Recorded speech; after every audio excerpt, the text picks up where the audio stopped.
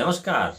ज्योतिष परामर्श केंद्र जागेश्वर धाम के YouTube चैनल पर आपका स्वागत है। मैं हूं ज्योतिषी भुवन चंद्र पांडे। प्रिय दर्शकों, आज हाजिर हैं लेकर कल की वीडियो का अगला हिस्सा।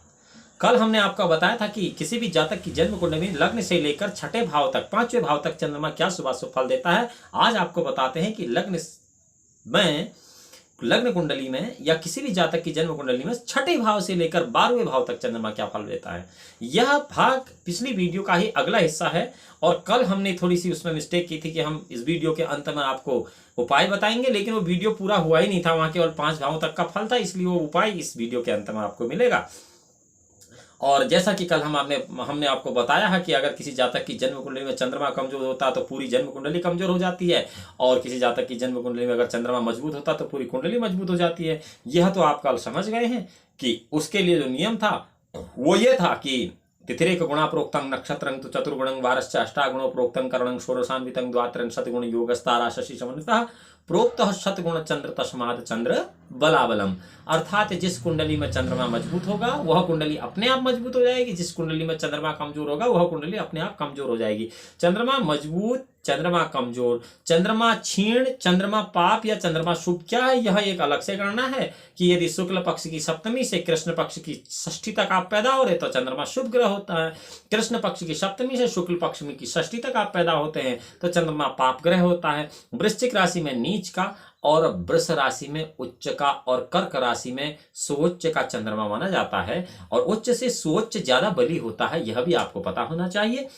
अब बताते हैं कि छठे भाव से लेकर 12वें भाव तक चंद्रमा क्या क्या फल देते हैं। परंतु एक बात और, यदि आप इस चैनल पर नए हैं और आप ज्योतिष संबंधित जानकारी की जिज्ञासा रखते हैं तो आपको ज्योतिष परामर्श केंद्र जागेश्वर धाम के इस यूट्यूब चैनल को लाइक, सब्सक्राइब और बेल आइकन का बटन दबा लेना चाहिए, ताकि सोशल मीडिया प्लेटफॉर्म पर आपको ज्योतिष संबंधित जानकारी तत्काल प्रभाव से मिलती रहे।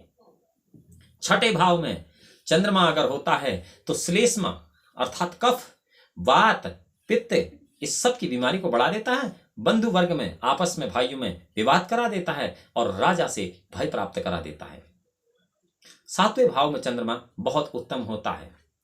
इसके लिए कहा गया है राजमान जन गौरव युक्तं विक्रय क्रय कलत्रज सौख्यम द्रव्य लाभ सुलाभ पलक्ष्मी मिंदूर बिंदु बदना इंदु बदना संस्तः।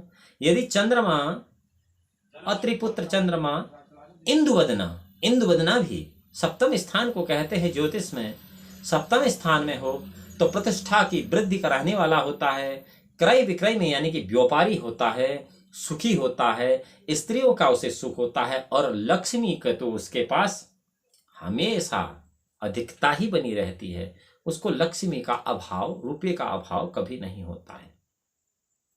अष्टम भाव, 8वां भाव, जिसे रंध्र स्थान भी कहा जाता है ज्योतिष में, नाना अनर्थे व्यर्थोपव्यर्थे ऐस्वल्पादो मंदबुद्धित्व मित्र गात्रे काश्य रुक्षश्लेष्म बाधा रंध्रेन्द्र प्रोक्त मेतनान मुनीन्द्र।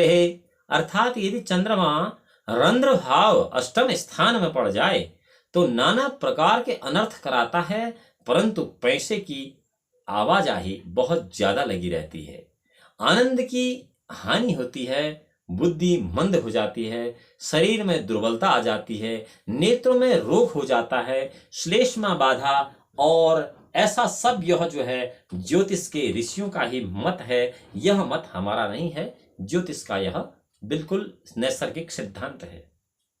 9 भाव में यदि चंद्रमा है तो 9वें भाव के चंद्रमा के लिए कहा गया है सुकृत बुद्धि समृद्ध विवर्धनम ननु धनागममानादिकामादिशेतः कुमुदका नन जीवन न दान दे नौमधा समागममागते। यदि चंद्रमा 9 भाव में है, गोचर में या फिर वर्ष कुंडली में या लग्न कुंडली में चंद्रमा 9 भाव में आ रहा है तो ऐसे स्थान में सुकर्म कर्म करता है कोई भी जातक, बुद्धि बढ़ती है उस जातक की उस समय में, और अतुलनीय धन की प्राप्ति उसे उसी समय में होती है जबकि गोचर वशात चंद्रमा 9 भाव में संचरण कर रहे होते हैं। 10वें भाव के लिए चंद्रमा के लाभो भवेद भूमिपतेस्कात कलत्र मित्रान्वित मित्र सौख्यम विपक्ष यक्ष यक्षदश्वर्षम हिमांशु दर्शमाशितेश्च। यदि वह जन्म कुंडली में या वर्ष लग्न में चंद्रमा दशम भाव में स्थित है तो ऐसे व्यक्ति को राजा द्वारा लाभ होता है, स्त्रियों मित्रों के द्वारा सुख की प्राप्ति होती है, और दशम भाव में जिस जातक का भी चंद्रमा होता है उसके शत्रुओं का स्वतः ही नाश हो जाता है। अब एकादश भाव के चंद्रमा के बारे में बताते हैं। श्वेत वस्त्र कृत लब्धि मनु नाम सन्मति वितनुतेतु नित्यम कुंजरा अंबर तुरंग मलाम्भलाभम भीष्मनी निशा करेश।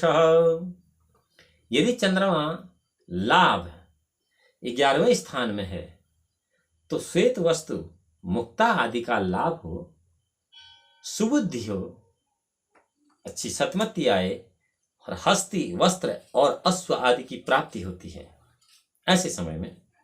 जबकि गोचर वशात चंद्रमा दशम भाव में संक्रमण कर रहे होते हैं किसी भी जातक की जन्म कुंडली में,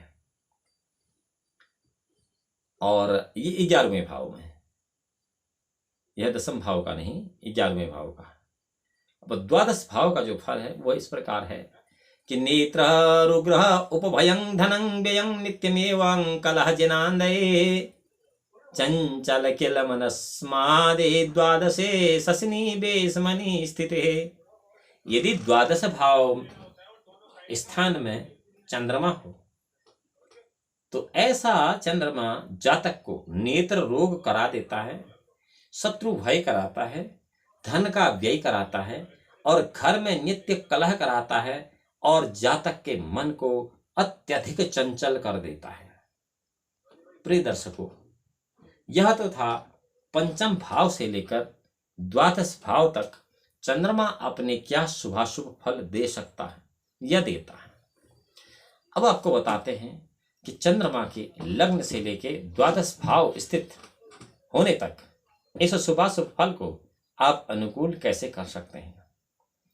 इसके लिए सबसे पहले तो वैदिक मंत्र है। ओम इमं देवासनपतग्वं शुभद्वं महते क्षत्राय महते ज्येष्ठयाय महते जनराज्याय इंद्रस्य इंद्रियाय इमं मुष्यं पुत्रं मुष्यः पुत्रमस्य विशवो विश्वस्माकं ब्राह्मणा गं राजा। ओम चंद्रमसे नमः।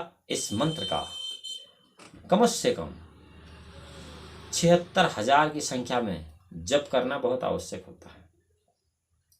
तत्पश्चात उसका दशांश हवन, दशांश मार्जन, दशांश तर्पण, यह प्रक्रिया आवश्यक होती है। और यदि इस प्रक्रिया के अनुसार आप इस कर्म को करते हैं तो आप इसके शुभ फल निसंदेह प्राप्त करेंगे। अगली वीडियो में आपसे फिर मिलते हैं। भगवान भोलेनाथ आपका परम कल्याण करें। तब तक के लिए नमस्कार।